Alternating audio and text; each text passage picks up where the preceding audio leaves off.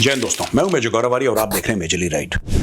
दोस्तों, हम बात करते हैं जो इजराइल और ईरान के बीच में चल रहा है। इस्माइल हानिया को गुड नाइट बोल दिया।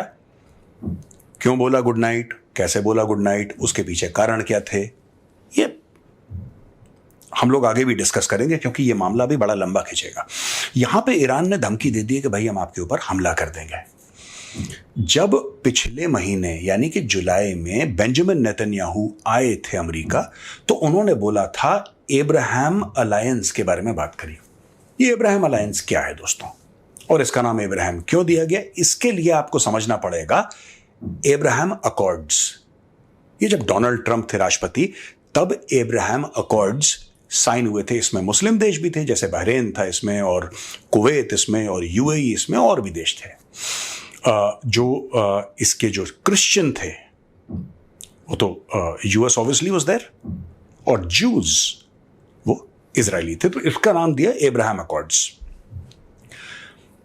दोस्तों, पहले मैं आपको ये बताऊंगा कि ये लोग कर क्या रहे हैं, उसके पहले मैं कॉन्सेप्ट आपको समझाना चाहता हूं। ये कॉन्सेप्ट है एब्राहमिक फेथ का।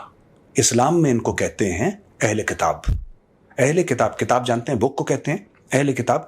यानी कि अगर आप कुरान पढ़ेंगे तो कुरान में भी उन्हीं नबियों की बात करी गई है जिनका जिक्र बाइबल में होता है या फिर तोरा में होता है। बस फर्क नाम में है। जैसे कि आप वो लोग बात करेंगे प्रॉफिट डेविड की। David was a prophet. David and Goliath की आपने स्टोरी सुनी होगी, तो लोग डेविड बोलते हैं, जहां पे मुसलमान उनको दाऊद बोलते हैं। ठीक है, किसी को जोसेफ बोलते हैं तो यहां पे यूसुफ बोलते हैं। They are the same. Joseph and Yusuf एक ही चीज है, डेविड और दाऊद एक ही चीज है। तो अहले किताब एक टर्म है कि we are people of the same book. अब आपस में इनका कलेश चल रहा है 1400 साल से, वो बात अलग है, लेकिन पीपल ऑफ द बुक एक कॉन्सेप्ट है। ठीक है जी। बीच में डोनाल्ड ट्रंप आते हैं, कहते हैं लड़ाई झगड़ाई बंद करो और सब लोग साइन करो। लोग साइन कर देते हैं, और कई मुसलमान देश इजराइल को डिप्लोमेटिकली, जिसको कहते हैं ना, एक्सेप्ट कर लेते हैं कि हाँ, हम आपके यहाँ एम्बेसी खोलेंगे, आप हमारे यहाँ एम्बेसी खोलना। ये सब बातें हो जाती हैं, शेक हैंड्स, और इसमें डोनाल्ड ट्रंप का बहुत बड़ा हाथ होता है। तो डोनाल्ड ट्रंप ने बोला कि यार, अगर ये चीज हो जाती है तो मिडिल ईस्ट, जो आग की लपटों में पता नहीं कितने दशकों से जल रहा था, वहां पे शांति हो जाएगी। फिर सब यहूदी अपना काम करें, ईसाई अपना काम करें, मुसलमान अपना काम करें, आपस में प्यार मोहब्बत से रहें, कोई लड़ाई कोई कलेश नहीं। इजराइल ने बोला डन, मुस्लिम कंट्रीज ने बोला डन, यूएस ने बोला डन। जिसने डन नहीं बोला वो था ईरान, जबकि ईरान का कोई लेना देना नहीं इससे। ईरान से ना पूछा किसी ने तुम्हें साइन करना है, ना ईरान ने बोला हमें साइन करना है। लेकिन ईरान अपने प्रॉक्सीज हैं उसके, मतलब कि जैसे, अब प्रॉक्सीज में आपको ऐसा समझाता हूं, जैसे पाकिस्तान का प्रॉक्सी है लश्कर तैयबा, जैश मोहम्मद। पाकिस्तान खुद बीच में नहीं पड़ेगा, पाकिस्तान खुद अटैक नहीं करेगा, लेकिन लश्कर को बोलेगा तुम एक काम करो यार, तुम ना 26/11 कर दो मुंबई में। पाकिस्तान खुद नहीं करेगा, पाकिस्तानी फौज खुद नहीं करेगी, वो जैश मोहम्मद को बोलेगी कि एक काम करो, तुम पुलवामा कर दो यार। आप समझ रहे हैं? और बाद में आप इनोसेंट बन जाइए कि साहब हमें तो पता ही नहीं था। यही ईरान करता है हिजबुल्लाह और हमास के साथ, अटैक करवा दो, हमें तो कुछ पता ही नहीं था ये चीज। अब ये जो बात करता है Benjamin Netanyahu, he is talking about the Abraham alliance, यानी कि वही जिन लोग जिन्होंने साइन करा था, इकट्ठा हो जाओ। दूसरी तरफ ये अपने आप को ईरान वाले कहते हैं राइट, एक्सेस ऑफ रेसिस्टेंस, यानी हम रेसिस्ट कर रहे हैं, हम पीछे धकेल रहे हैं लोगों को, तो वो एक्सेस ऑफ रेसिस्टेंस हो गया। अब इशू ये है दोस्तों, एक जगह मिलिट्री पावर का इस्तेमाल हो रहा है, एक जगह साफ तौर पे टेररिज्म का इस्तेमाल हो रहा है। तो ये दो अलग अलग नजरिए हैं। बीच में जब वो आते हैं और जब हम बात करते हैं सीज फायर की और पीस अकॉर्ड्स की कि भैया कि बंद करो लड़ाई जो गाजा वाजा में चल रही है, वहां पे जो बाइडेन लथाड़ता है बेंजामिन नेतन्याहू को और बोलता है कि स्टॉप बुलशिटिंग मी। अब आई एम सॉरी, मैं माफी चाहता हूं, मैं आपके सामने ऐसे शब्द इस्तेमाल कर रहा हूं, लेकिन ये यूएस के राष्ट्रपति के शब्द हैं कि स्टॉप बुलशिटिंग मी, यानी कि तुम मुझे झूठ बोल रहे हो। उसने बोला कि इस पे काम आगे चल रहा है, इसने बोला स्टॉप बुलशिटिंग मी। अब मैं 2-3 सवाल मेरे मन में यहां पे आए, तो मैंने बोला आज के मेजरली राइट में यही डिस्कस करता हूं। अगर अमेरिकन को ये लग रहा है, अगर अमेरिकन को ये लग रहा है कि बेंजामिन नेतन्याहू सिर्फ इजराइल की लड़ाई लड़ रहा है, तो उनकी बहुत बड़ी गलतफहमी है, क्योंकि that is not true. Benjamin Netanyahu America की भी लड़ाई लड़ रहा है, वो यूरोप की भी लड़ाई लड़ रहा है। Benjamin Netanyahu is not simply fighting for Israel. He's fighting for the entire civilized world. And I will tell you why. Because it is the same ideology, right? The ideology that did 7th of October is the same ideology that did 9/11. पहले आपको समझना पड़ेगा, Hamas हैं, आपको क्या लगता है? आपको क्या वो लोकतंत्र में बहुत ज्यादा विश्वास करते हैं? Hamas is nothing but an extension of the Muslim brotherhood. और हमास के टैक्टिक्स वही हैं जो अलकायदा के हैं, जो इस्लामिक स्टेट के हैं। They are exactly the same. यही लोग हैं जिन्होंने ना, अब देखिए अमेरिका का क्या है कि अगर उनके ऊपर कोई अटैक करे और वो मुल्क के मुल्क तहस नहस करते हैं, वो ठीक है, कोई और जवाब दे रहा है तो गलत हो जाता है।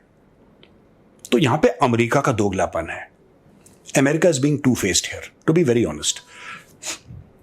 अगर अमेरिका को यह लग रहा है, मैं आपको एक और बात बता देता हूं बड़ी जिम्मेदारी के साथ, अगर अमेरिकन को यह लग रहा है कि यह शांति, पीस, अमन चैन की बात करके और हमास को बोलो अच्छा तुम भी बेटा हाथ मिलाओ और इजराइल को बोलो बेटा तुम भी हाथ मिलाओ, शेक हैंड्स,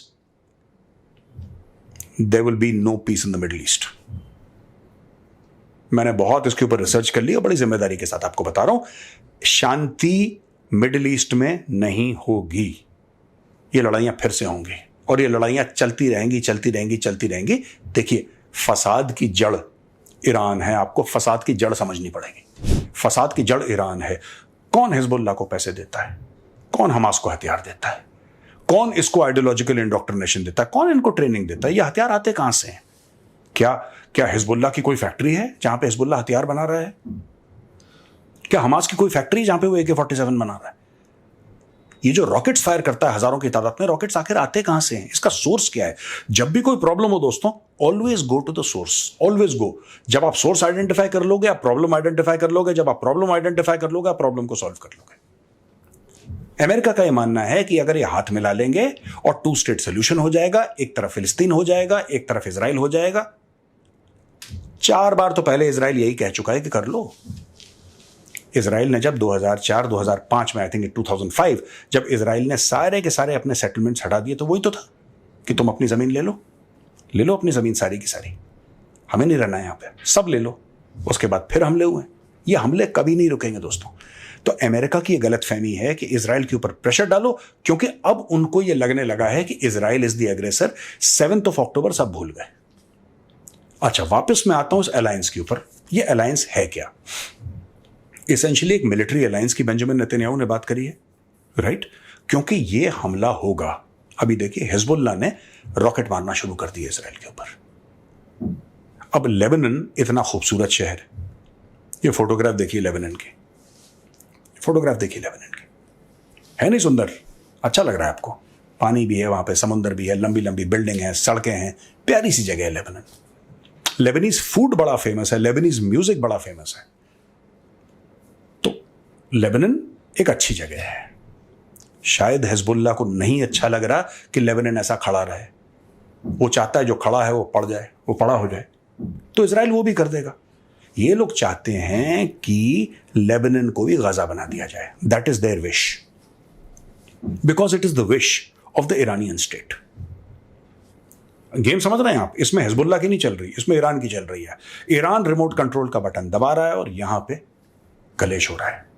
तो दोस्तों, इस कलेश से बचने के लिए साफ तौर पे नेतन्याहू ने बोल दिया है कि एक अब्राहम अलायंस हो, सारी फौजें मिल जाओ, क्योंकि टेरर अटैक्स होने वाले हैं। और ये मत सोचना कि सिर्फ इजराइल के ऊपर होंगे, तुम्हारे ऊपर भी होंगे। अगर आज तुम इजराइल की मदद करोगे, कल इजराइल तुम्हारी मदद करेगा। सोच लो एक बार।